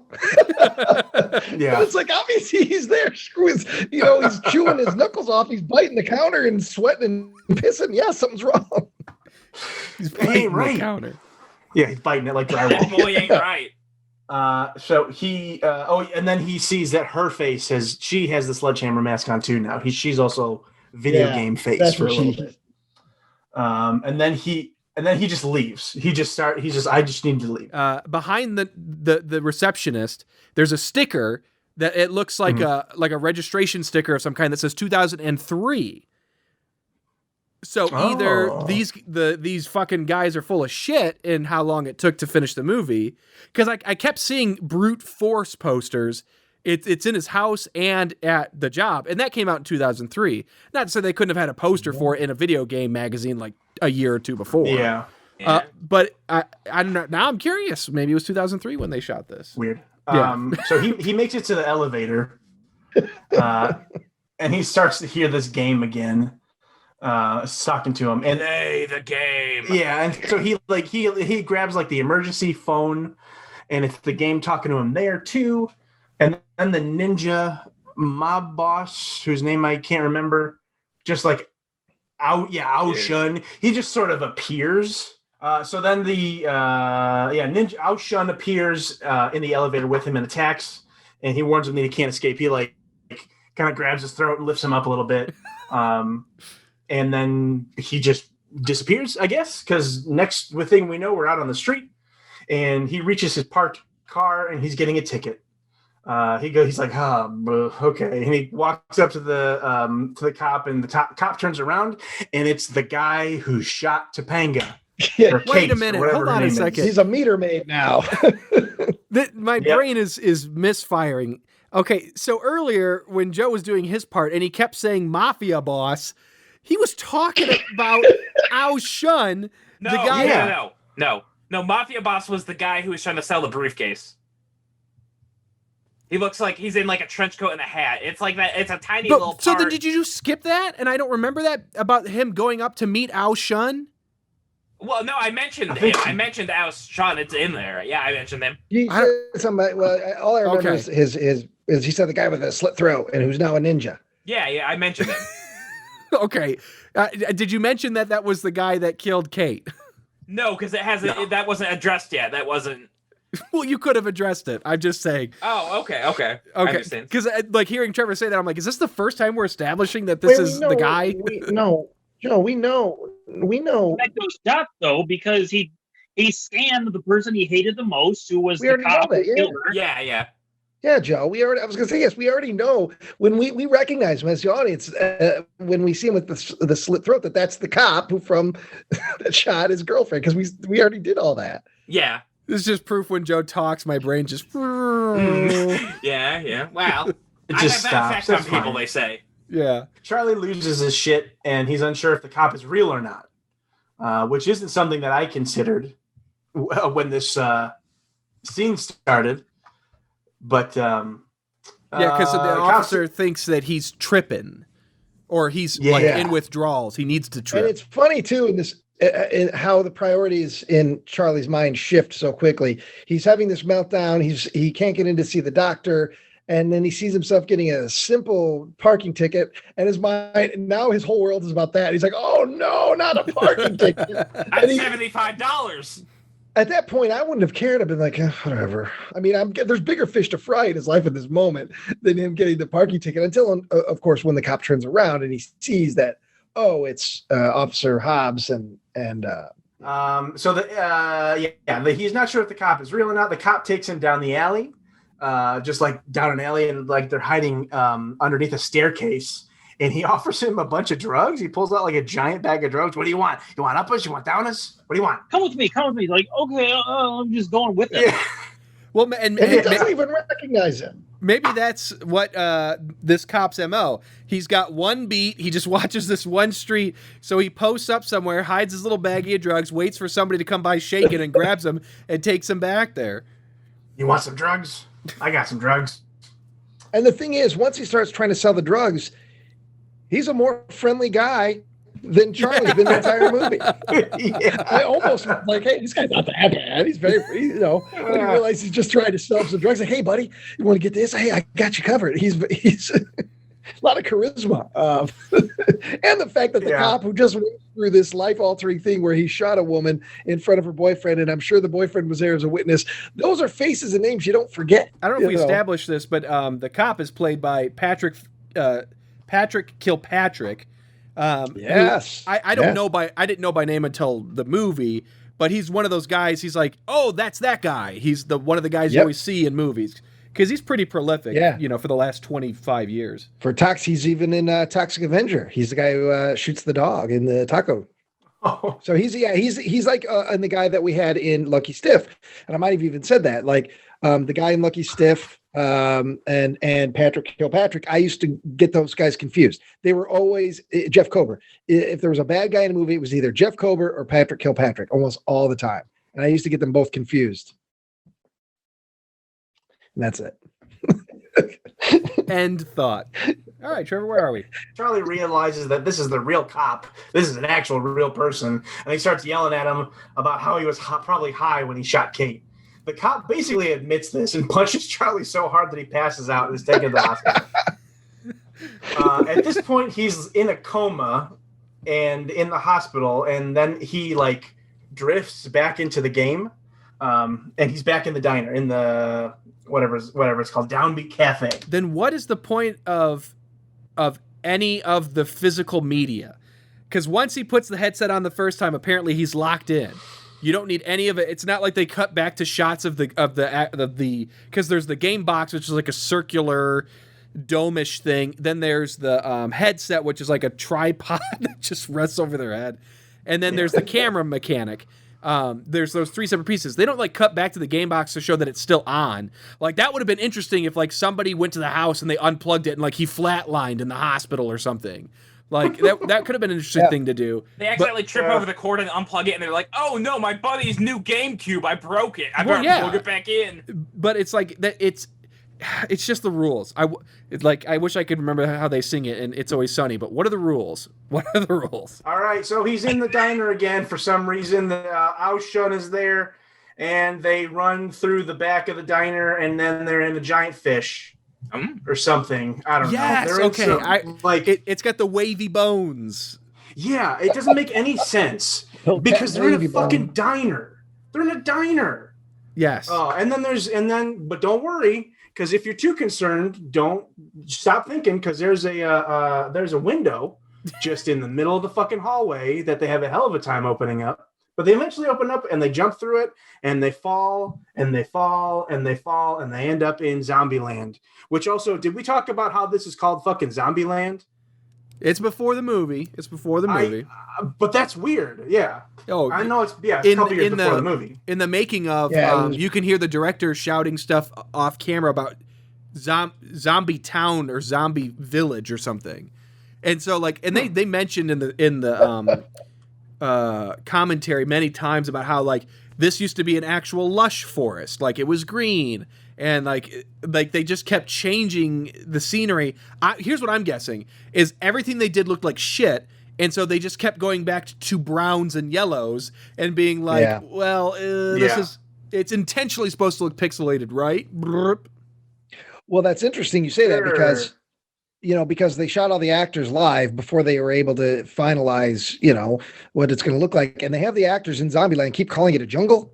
Yeah. And yet it is a forest. It is absolutely trees, tall trees it's not a jungle at all. But the actors keep calling it jungle. So maybe initially they were going to have a jungle and they're like, it's not turning out so well, but what's similar to a jungle? And they kept trees. They kept praising themselves for being like, and you see that, like when they're out in front of the club, you see that right there, that garbage can and that sign? That was real. They were acting against that. That dumpster you see there, that's not real. But that garbage can, that was real. That's when he bumps into it, it's real. And it's like, my impression is that these guys embarked on a journey that they wanted to do since they were children and make their own Tron style movie. Were in way over their head, achieved what they wanted to, which is fine. But ultimately they hold it in higher regard than it deserves. Yeah. Well, I mean, why did they make us watch it? That wasn't fair of them. I made you watch it. I'm the game box. Yeah. Tyler is game box 1.5. Yeah. All right, let's get to these fucking ninja shadows. So they're in zombie land. I don't know what these are. These are not zombies. These are fucking like electric. Yeah, they're like electric shadow men. Like, these are not zombies. What the fuck are they thinking? Calling these shit zombies? Did they say anything about that? No, but it's just people in blue screen outfits in front of the green screen. So they just keyed out the overlay. I'm sure that there's just a black plate at the very back of all the layers, and so they did talk about how they hired somebody to do fight choreography for the zombies. It looks like see it. I would have guessed that the kid that had the seizure at the beginning of the movie was the one that did the choreography for him, because it's fucking spastic. I don't understand what's happening. They're just slam dancing. Yeah. So it's like they're just they're a little mosh pit. Aoshun shows up for some reason. He kills some zombies. I mean, there's not hundreds, but dozens of these zombie things. It's just they look like orangutans jumping around. But I don't understand this. It's the game. Aoshun, aka Officer Hobbs, is the game. Why is the game fighting itself?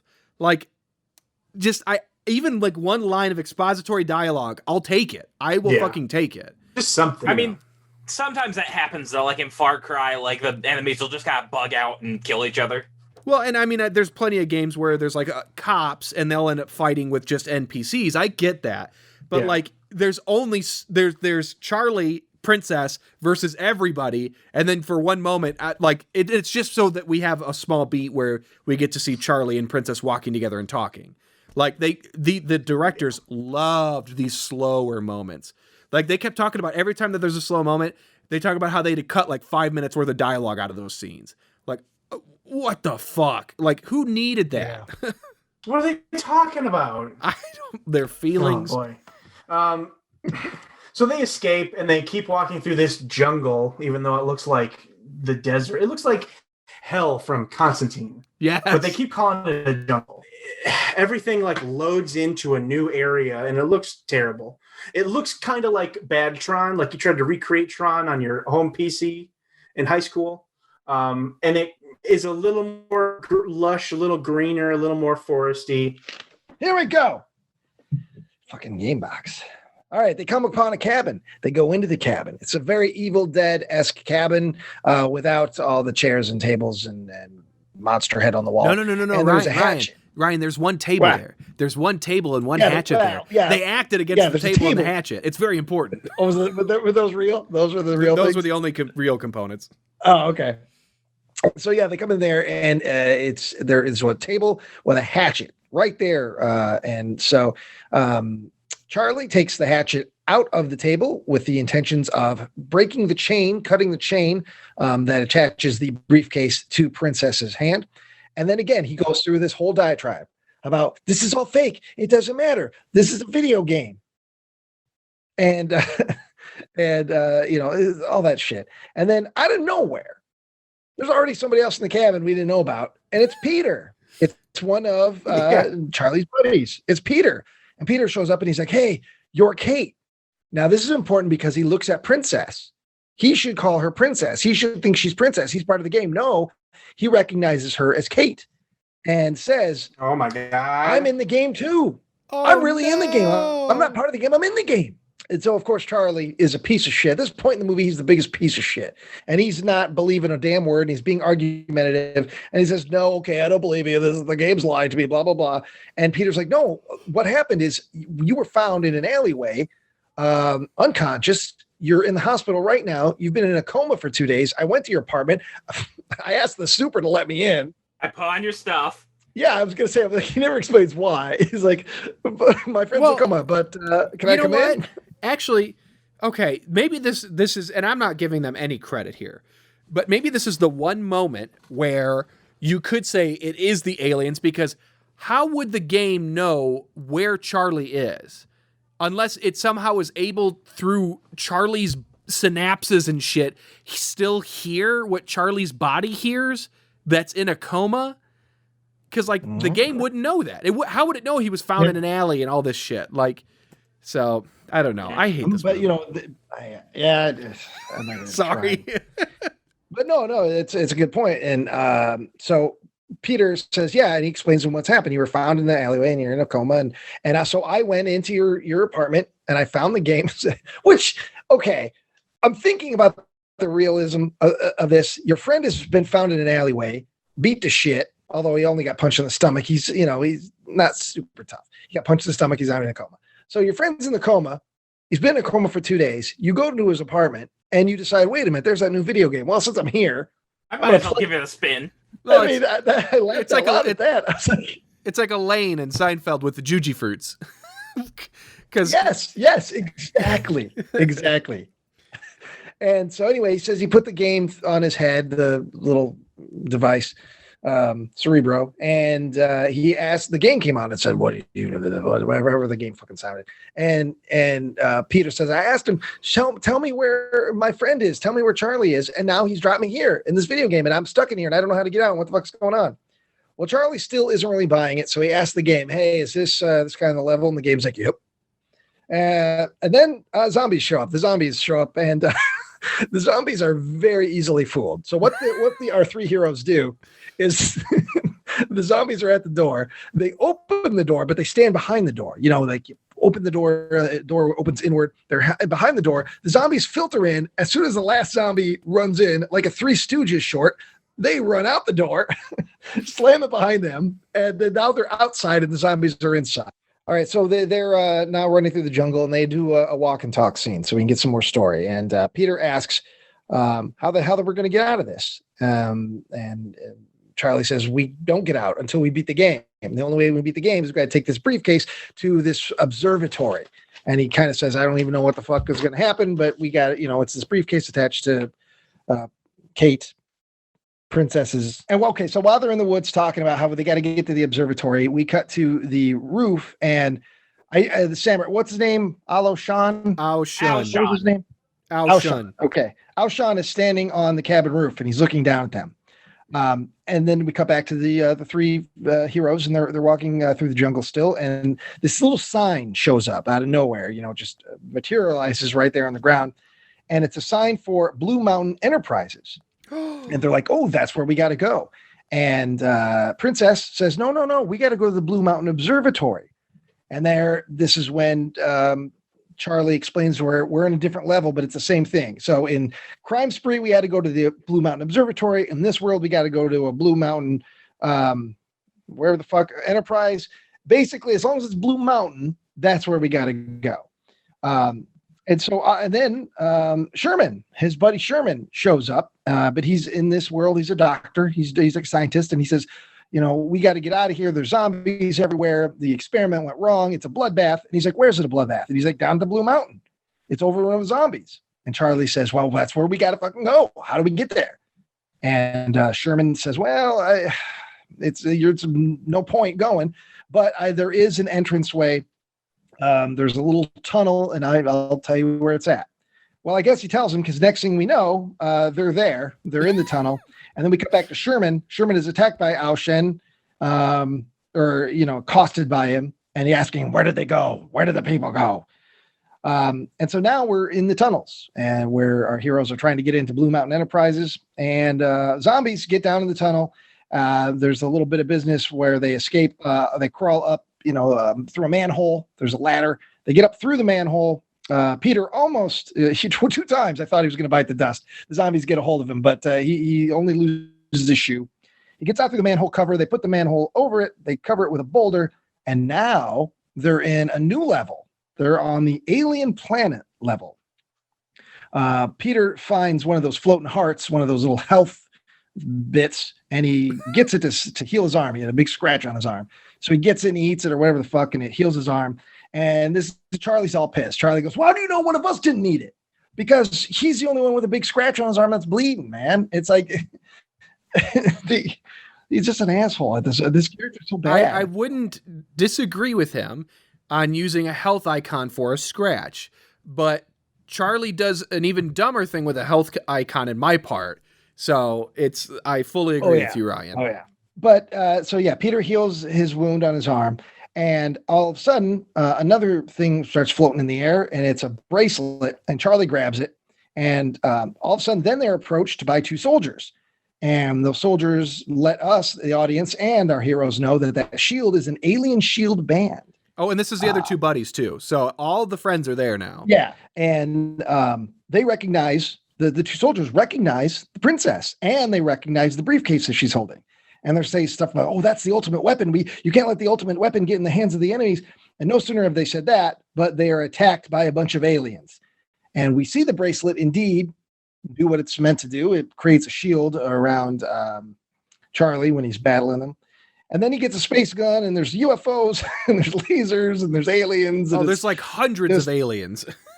It's like a really shitty, that shot in Avengers Age of Ultron toward the end where all of the Ultrons or whatever the fuck are just crawling. Yeah. It's like that, but it's like the worst version of it. So there's like millions of these silly aliens. And it's just a big, laser battle. And one of the guys gets killed. The other soldier, Charlie, says, "Hey, do you know about the Blue Mountain?" And the soldier says something about, "Oh, it's a temple or some shit." And at that moment, so like I said, Charlie's got a laser gun now. He was able to pick up a laser gun, and he's got this alien shield. So he's pretty outfitted right now for battle.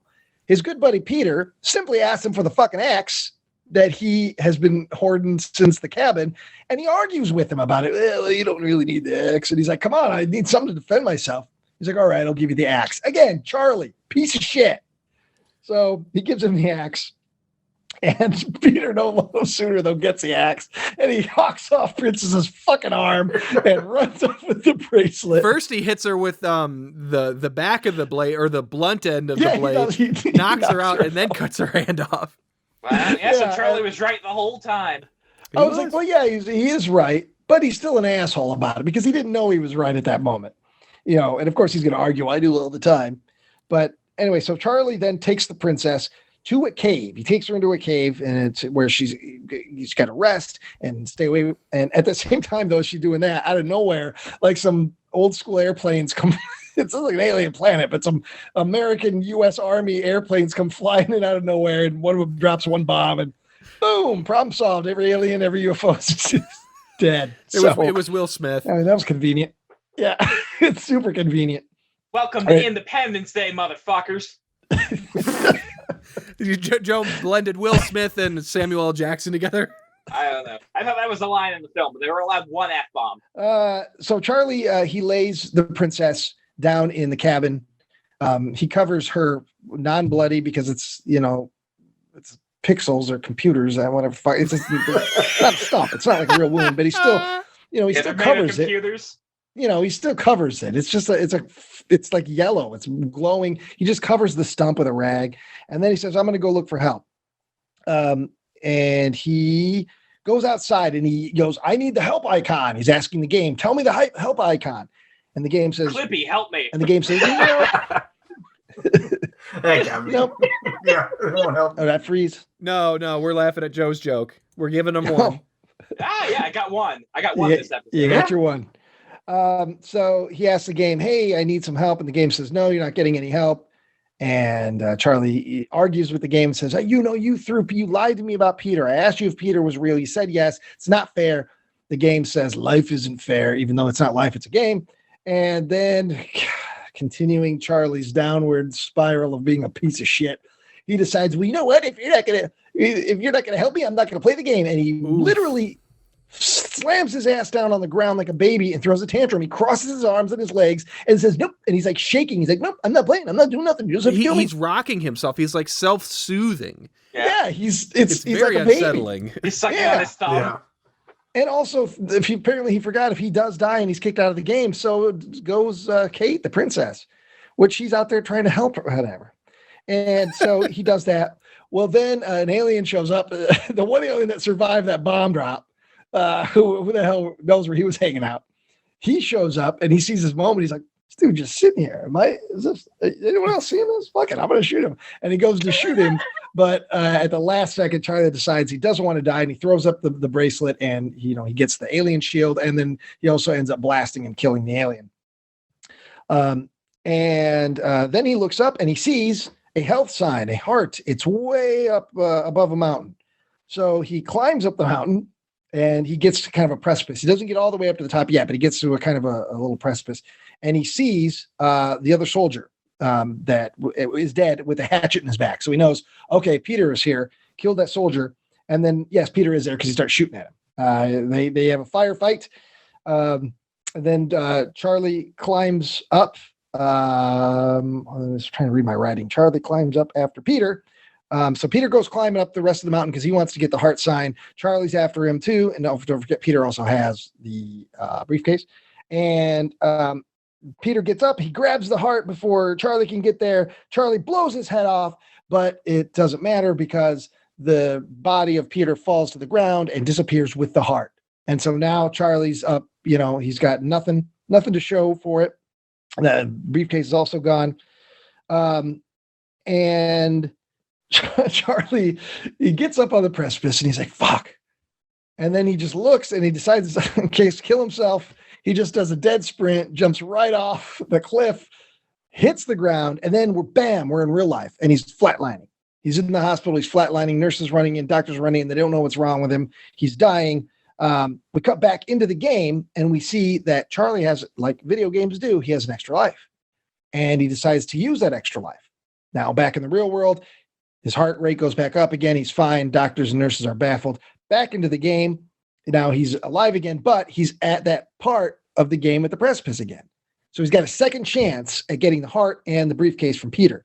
And they kind of redo the scene again, the climbing up and all that, the firefight. They just do a split screen thing. And long story short, Charlie blows Peter's head off again, but he does it a little bit early enough to also get the heart spins off. So he's able to get the heart, it doesn't disappear. But the briefcase goes over the precipice, falls down, and guess who's down at the bottom of the cliff? But Aloe Shen, and he grabs Aloe Vera, the samurai, Hello, Black, the samurai whack, and he gets the briefcase. And so Charlie's he's partly happy because he's got the heart. He's going to be able to save Princess, but he's also pissed because, well, I don't have the briefcase now. Now the briefcase is down with that asshole. And the samurai gets the briefcase and runs away. Charlie goes down into the cave and with the heart to the princess to heal her. Everything Ryan just covered is probably technically the most exciting stuff in the movie. I fucking was so checked out during all of this. Oh, God. I just felt like the same things were repeating over and over again. I thought I was losing my mind. Yeah. I fucking hated that part. I felt a little sleepy during this part. Just a little because none of it's dynamically shot. Nothing is cool looking because everything looks, silly like those zombies. So there's no excitement in the action scenes. Yeah. Because it's not compellingly shot or cut, and the music's not that great. And it's a bunch of action stuff, but it doesn't work. All right, boys, it is my turn. Here we go. Okay. So Charlie runs back into the cave and gives Princess the heart health icon, but nothing happens. It goes into her body and disappears. Charlie asks the game, well, what the fuck happened? And it explains that he did give her the health heart, but it only heals. And it didn't work on the princess because dun dun dun, she is dead. Okay, so gonna derail this motherfucker because again, if it's a game, it needs to be consistent. Why would the heart disappear if she's dead and you can't give it to her? Like it can't heal her, then you shouldn't be able to give it to her and it disappears. Like he should have just put it on her and it doesn't go away. And he keeps shoving it down inside of her. It pops back up. Could have been a whole comedy whack-a-mole bit. But no, it disappears. So apparently he used it up. Just like the fucking roses in the fucking Stay Alive game. Yeah. Just be fucking consistent. That's all I ask. God damn it. Well, I will make a point that sometimes in harder games, you can accidentally waste items and they disappear. And that's like a game mechanic. That if you're not careful with your inventory, you can fuck shit up. Oh, you can heal yourself with 100% health sometimes, but I don't understand a dead character in the game should be straight zeros. It should be Well, nothing. everyone else who died in the game disappeared too, and she didn't disappear. Exactly. So there's also that. It's not consistent. And spoiler alert, she's not actually Kate. This woman does not come back from the dead. So you can't even give him that much to work with. So anyways, Charlie's all bummed out because he went through all that effort to get that heart, and he's flashing back to when she gets shot. We can see that shot of her going down hard again. It's a good shot. That's just commitment to Danielle, dude. She fucking took that hit. We see him meeting her in the game, or Charlie meeting Princess in the game, and we see him in the hospital. It's dumb, and we're supposed to feel something, and I felt nothing. So Charlie bargains with the game, and he's like, hey, I've got one more life, because he had 3 lives. He's used up 2 at this point. I want to give one of my lives to Princess, or my last life. And the game's like, okay, bold move, Charlie. And we see her hand come back. She wakes up. Charlie kisses her. It's a really tender moment. Wow. Great. Princess asks about the briefcase, and Charlie explains that Ao Shun has it, but she reveals that only she can open it. And like clockwork, Ao Shun enters the chat. Yep. He's at the edge of the cave. He starts shooting at them. Or no, I'm sorry. Charlie starts shooting at him, and Ao Shun starts blocking all the bullets with his blade. Sorry, Nick, were you going to say something? Well, I think you skipped an interesting bit of dialogue when she comes back to life, because you have a female character asking, why am I here? And the male lead character explicitly says, to give me motivation, to move the plot along, to be a device. And it's just, normally this is a problem that's unsaid in a movie. It's a trope. It's a thing that's there. But normally it's a little more subtle than just being said explicitly for what it is. It's rare that it's in the text of the movie. So I don't know. I missed that. Not even subtext. Yeah. The text. Yeah, this movie didn't pass the Bechdel test. You're an object. That was fun. Yeah, Ao Shun showed up. Boom, boom, boom. They're fighting. He runs. Him and Princess run. They run deeper into the cave, where she reveals an exposition hole so deep they actually fall into it. And by that, I mean that she explains that inside the briefcase is a weapon. Only she can use it. She needs to get it to the professor, blah, blah, blah, blah. And then they fall into a literal hole in the ground, which leads to a wardrobe in Charlie's apartment. And again, another level of confusion here. We've established that there is the white void menu area. There's Crime Spree, Zombieland, and Alien World, or whatever it is. But apparently we are in the ghost dimension of the real world, because it's Charlie's actual apartment, because Princess sees a picture of Kate and asks about her. And then all of a sudden they're just in the hospital that Charlie's in. They're walking down a hallway. And I think she says something like, what is this, hospital land or something? You know? Great She bit. said it before I could. And so they go into the hospital room where Charlie, I'm pretty sure it's a still image, because it's fucking awkward, because everybody's either very still or it is a still image. But there's his buddies sitting around his bed. One of them's looking longingly out the window, and Charlie's in a coma. And so, they're lamenting that Charlie's whatever. I don't fucking care. Long story short, they end up in the boiler room of the hospital. I don't fucking. It's like a 1940s distillery or something, and they're in this dark boiler room basement with Ao Shun. Charlie asks the game how many bullets he has. He's got 4. And he asks if anyone has beaten the game, and the game says no. Oh, no. Ao Shun attacks, and he slashes Charlie in the leg. Charlie pops off 2 shots. Boom, boom. He's got 2 more left. Ao Shun stalks them, and he eventually slashes Princess. And Charlie fires off 1 bullet. Ooh, he's got 1 left. Princess was slashed in the back above a tramp stamp of a blue mountain. You could have done this anywhere. She could have gotten slashed along the belly, along the arm, but for some reason, these motherfuckers put a tramp stamp on her. I don't know why they chose to do that. It's not even like it's like a sexy spot. I don't get it. It's on the back of the ankle, maybe. and I don't know if I said this, it's huge too. Yeah, it's massive, and it's clearly done with a marker. Even in this digitized green screen world, you can tell it looks like somebody did it with a fucking, not even a Sharpie, but like a kid's watercolor marker. But anyways, it's a blue mountain. The blue mountain is on her asshole. So this would be a benevolent if that was the case. Yeah, I think so. There's a heart floating in the back of the boiler room. So Charlie runs up, he grabs it, and him and the princess argue about who should take it. Like, he's trying to give it to her, she won't take it, saying he should take it because Ao Shun needs her because he can't open the briefcase without her. Charlie decides to put it back. There's a fucking light, I don't know what you call it, but like a kill switch, shuts off the lights down there, and he's setting up a trap for Ao Shun. So he's basically like, hey, shut your mouth, princess, and let me know if you see Ao Shun. Immediately, Ao Shun takes the bait. He heads for the health, and Charlie just shoots him. Boom, Ao Shun's dead. Which is like, okay, that was quick. Fucking set up this epic battle, and burp, burp, he's done. We have not established that Ao Shun has been damaged one bit. Why would Ao Shun need the health? I guess you could say that Ao Shun wants to take all health away from Charlie. But why? Why? He doesn't need the health. What you should have set up is that you should have given the gun to Topanga, had her hide, and make it look like an epic battle where they're both running for the heart, and then Princess shoots him. Like, Charlie's the bait, not the heart. Fuck it. I'm trying harder than these assholes. Give me Dorm Days, dude. It would have been fucking great. It would have been the next Animal House. I wonder what happens to that one. Like, they have to look through like the encyclopedia to find the word nude to figure out what it means. I don't even know what kind of...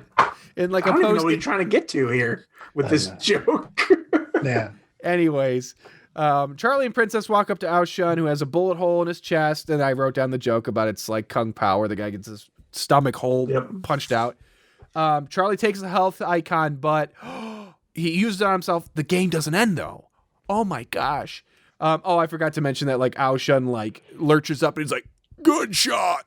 You know, and he has like this weird voice overlay on him where it's like, it was never easy to understand what he was saying. Yeah. Sugar. So Charlie's asking the game, and he's like, what the fuck? And the game's like, sorry, dude, it ain't over. I'm not going to tell you why or what's next. So Charlie thinks that it just like spontaneously, Charlie solved it all. He thinks that the Blue Mountain and the professor are red herrings, and that's not the true ending. That tramp stamp princess was the true Blue Mountain of all, I guess. And he convinces the princess to finally open the briefcase, who, after all this arguing about why she cannot, because of her ones and zeros, opens it up, and it's a game box. The game box is in the briefcase. And the directors thought that this was fucking dope. Nobody would ever guess that this is what it is. And I'm like, yeah, why would anybody guess that that's what it is? Like, if she'd opened the briefcase and it said, like, the end or game over, like, fine. But it's literally just the game box. So, fuck it. I don't care. It's not even a box. It's a circle. So, yeah. Charlie immediately is like, you know what? Like, I feel like they haven't been working up to this. I know that you could argue that Charlie just couldn't get over the fact that the princess is Kate and Kate is the princess. But Charlie doesn't want to leave. He apparently wants to stay in this hellish landscape with this digital thing and eat digital roast beef sandwiches and have digital sex. Yeah. Even though this woman has established that she's not Kate, possibly not into him. We don't even know. She's basically the only fucking intelligent being in this whole movie. She's like, dude, you need to get over this. Like, you need to get over Kate. You need to move on. Let Kate go, end the game. End my existence. Music swells, they kiss, I'm completely soft. Charlie presses the button on the game box, and he's sent back to the white void at the beginning of the whole game thing. And the game voice congratulates Charlie and asks him, hey, you want to play again? And Charlie says no, and it kicks him out. So Charlie bolts up in the hospital bed, and where we see that the nurse is about to give him a sponge bath. The nurse leaves God damn it. What was about? I just heard something. No, I was saying, looks like I might have won. Did you fucking know this was the part I was talking about? I could guess, but I don't know. You fucker. Damn I think it. Joe's brain is Yeah, he's growing. learning Oh stuff. yeah, I'm the man with Joe's the brain. getting smarter as time goes on. Now, if I hadn't had pointed it out, I bet you would have done it. Well, I mean, what's wrong with making a little bit of sexual noise? Oh. Because it's gross, especially Annoying. coming from you. Okay, but everybody got a libido. Nothing wrong with that. I think Ryan's a handsome man, but I don't even want to picture him having sex, even if it's with Topanga. I know. I would picture that. That's fine. I think. I'll picture it. Yeah, But that's fine. yeah, that was a great, funny moment too, because I thought, damn it, Joe. I thought the same thing though. It was like he wakes up and she's got the wet rag in her hand, and it was obviously that she was like seconds away from rubbing him down and giving him a sponge bath, and he wakes up. You know, I just would have been funny if he would have waited like 2 extra seconds with the awkwardness of, she's scrubbing him down. He wakes up, she's, got his balls in her hand. Yeah. He should have just closed his eyes and pretended like he was still asleep for a bit. Well, like there's so many jokes you could have done. Like he could have like woken up and splashed the water everywhere. He could have waited a little bit longer while she finished the bath. Like, I'm not saying that they're appropriate jokes, but What if he wakes up and then she's got the hands on the balls and she like frighteningly grabs on him and goes, ah! Yeah, Ryan kind of already said that, but you didn't listen to him, so. Yeah. I was listening. I was just expounding on the joke. That wasn't expounding. You just repeated it verbatim, but in same joke, just in rewritten. looser, worse terms. I understand. Okay, I understand now. All right. Anyways, so the nurse leaves the room, says she's going to go get the doctor. Immediately, Officer Hobbs comes in. And he threatens Charlie. He says, basically, you keep your mouth fucking shut. Like, don't you fucking look for me. Don't you bump into me. If you see me, you look the other way. And then the nurse and the doctor coming in, and he's like, hey, it was good to see you, guys. And then he leaves. So, probably the most interesting dynamic of the whole movie is this cop is just like adamant that like, you don't fucking rat me out. And he doubles down so hard on all of this. And, he was coming there. The nurse says that he's a nice guy. He'd been coming there every day. We'll see if he'd wake up. And then, Charlie kind of shrinks back. He's like, all right. I mean, just what a terrible. The cop is such a bad person. Yeah. So bad. So we leave the hospital, cut to Peter, the friend, dropping Charlie off at his house and inviting him to a BBQ that night. And Charlie says, yes, he did it. He's changing, guys, because he was invited to a barbecue at the beginning of the movie. And he said, no, things are getting better. So I love barbecue. Cut to Charlie going to the cafe, the one that he would always go to. He'd sit in the same spot. And the waitress from earlier in the movie is excited to see him. And Charlie's like taken aback by this. I don't know why. Because we already established he's got his own seat. He's got a regular waitress. I don't know why this is surprising. But he's also been gone for like a week. Been in a coma. Yeah. Of course she's going to be happy to see him alive. Yeah. And she pulls of the room and she says, you're my favorite customer. And that's a joke. That actually happens though. So Charlie says, you know what, Miss Waitress, whose name I don't remember, I want a new table. I don't want to go to the regular one because he's doing it, guys. He's changing. So Charlie's like sitting at the counter somewhere else. I don't fucking know. He's sitting at a table and Charlie has a new waitress named Pam. She's very cute. She's not Kate or the princess. And he says he wants to eat something that she likes because he's changing, guys. So she suggests he tries the dog shit panini and he eats it in one bite. Credits roll. Just a joke. You think there are raisins in here? Instead, very predictably, she says he should have, and I quote, this is her saying, this is Pam, how about a roast beef with extra horseradish? I think you'll like it. You see, the extra horseradish is what makes it good.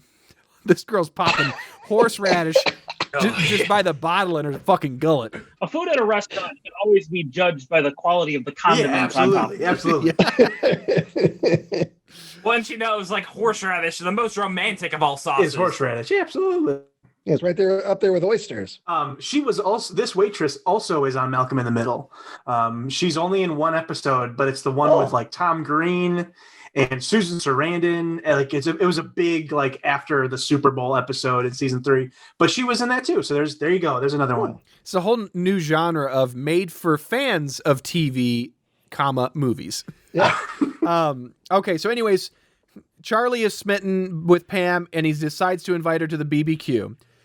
She points out that she is working a double shift, but he should come back tomorrow, and then they can see what happens, Romeo. But she's like, it's kind of dismissive. I don't know if it's a poor performance or definitely poor writing, but it's just odd. And Charlie's face is kind of like, what the fuck? Like, okay, like not like in an asshole way, but he's just kind of surprised. Then the waitress, from earlier says, "Hey, princess, get over here," and da-da-da. And Charlie's mind is blown. She's called princess. So I wrote down here, rant about consistency in storytelling.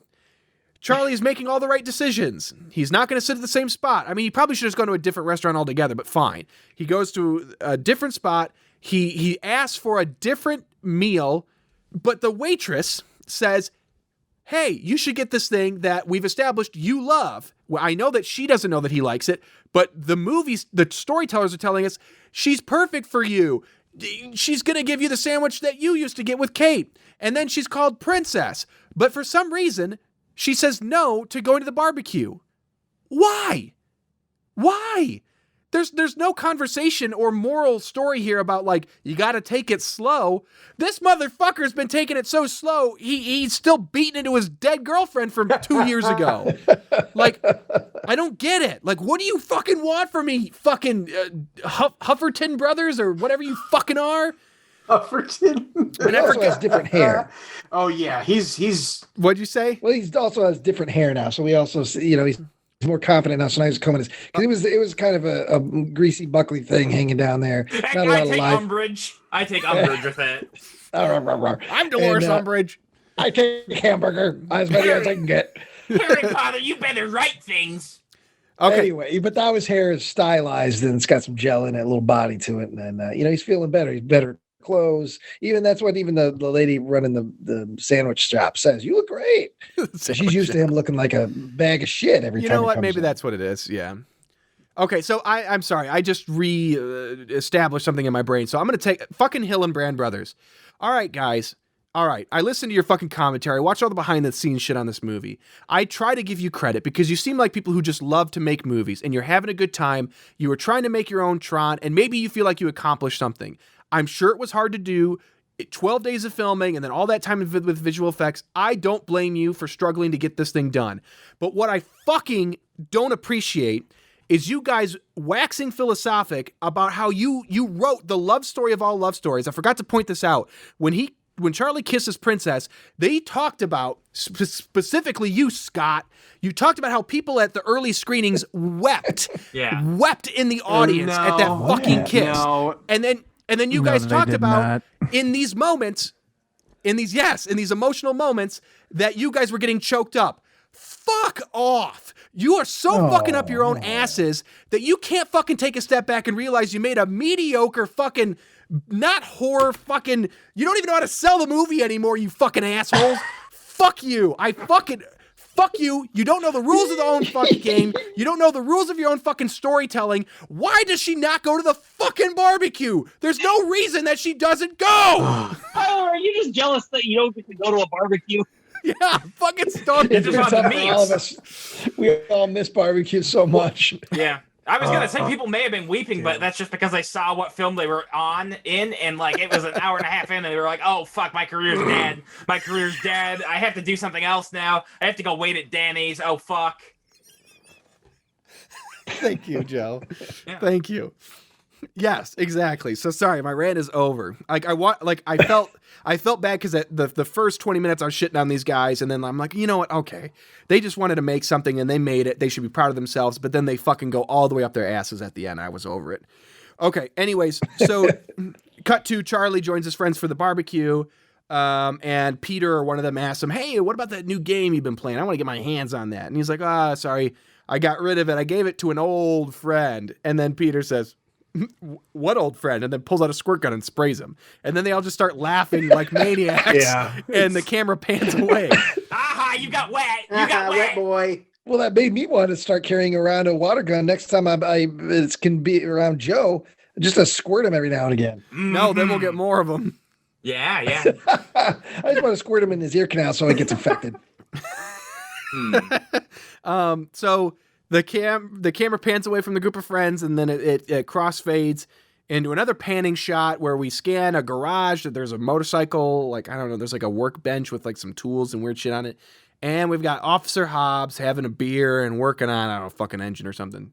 And then off camera, he just grabs the game box and he puts the headset on in a way that is the funniest part of this whole movie. Because when Charlie puts it on his head, it rests completely. Like, it goes, two silver bars go around the side and land on his temples, and one goes over the top of his head, and it fits perfectly.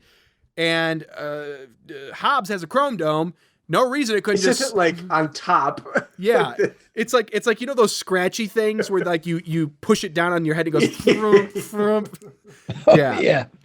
So, anyways, he's gonna play the game box, and I guess he's dumb. He'll probably die. So okay, because like old cops love playing video games. Like that's their favorite thing to do on their time off. I was in the same line of thinking.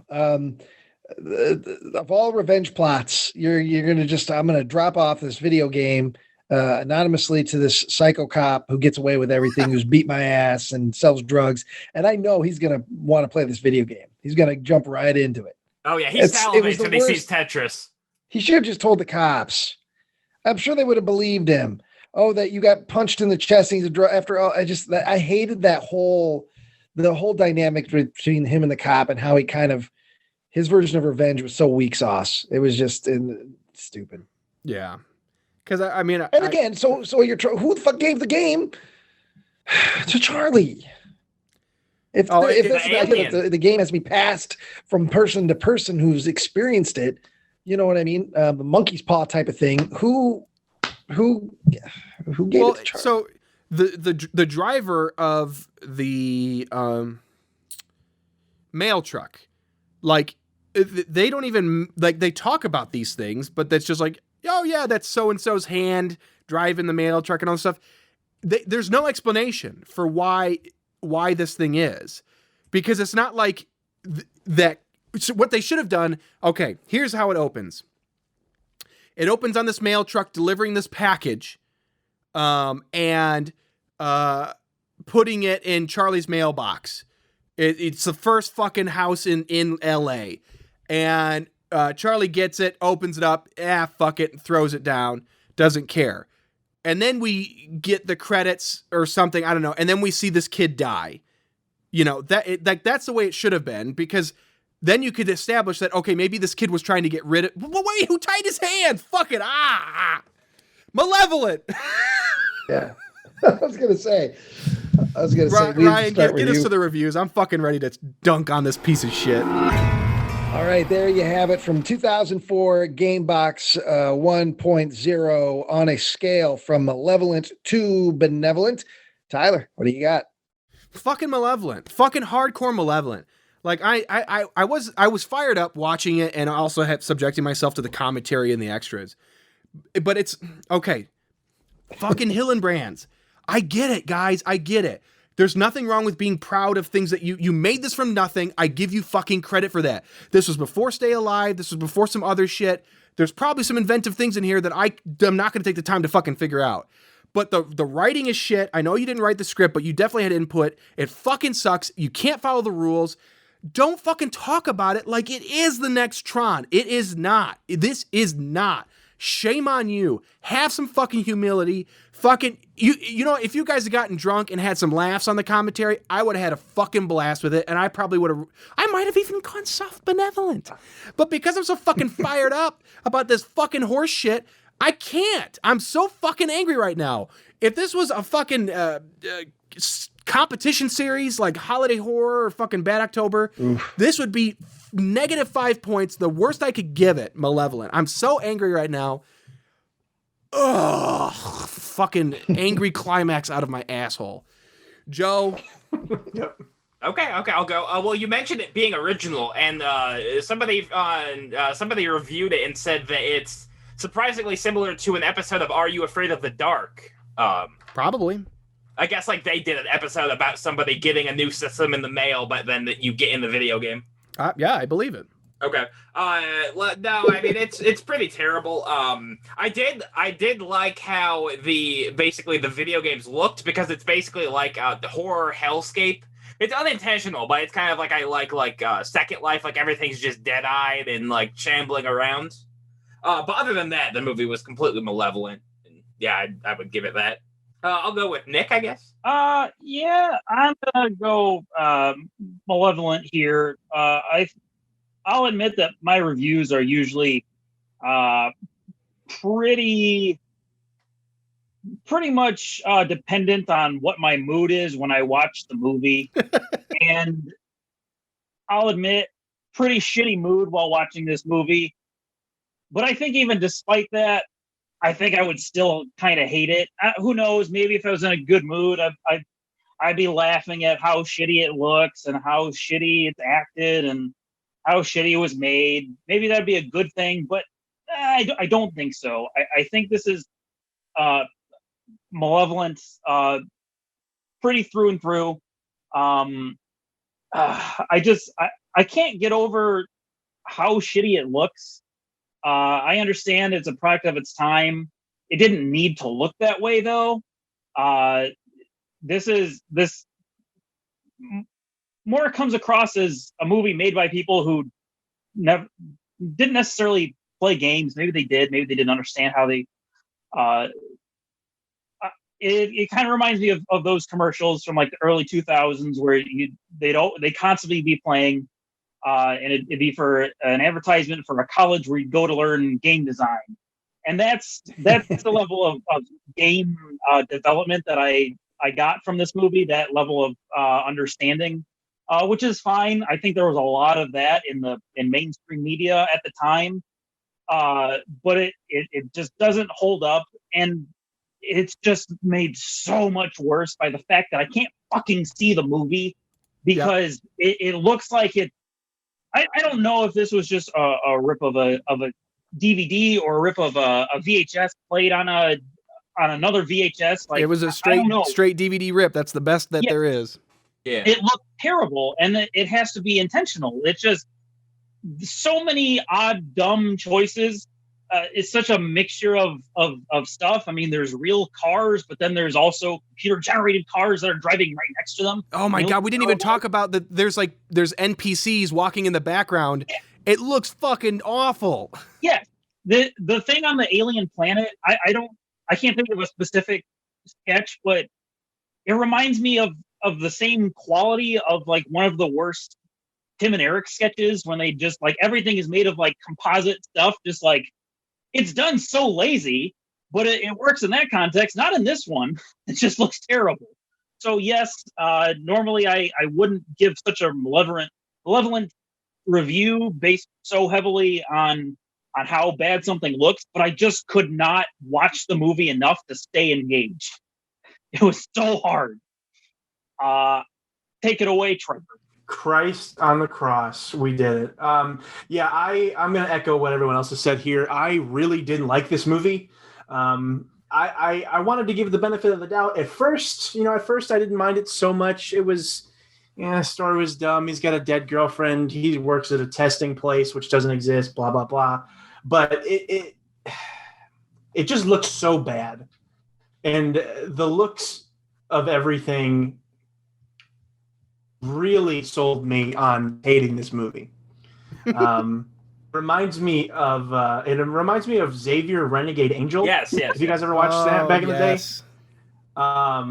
It looked a lot like that, and that's great. But I don't want to watch a whole feature that looks like that. So yeah, I'm going hard Malevolent, like Tyler said. If this was one of our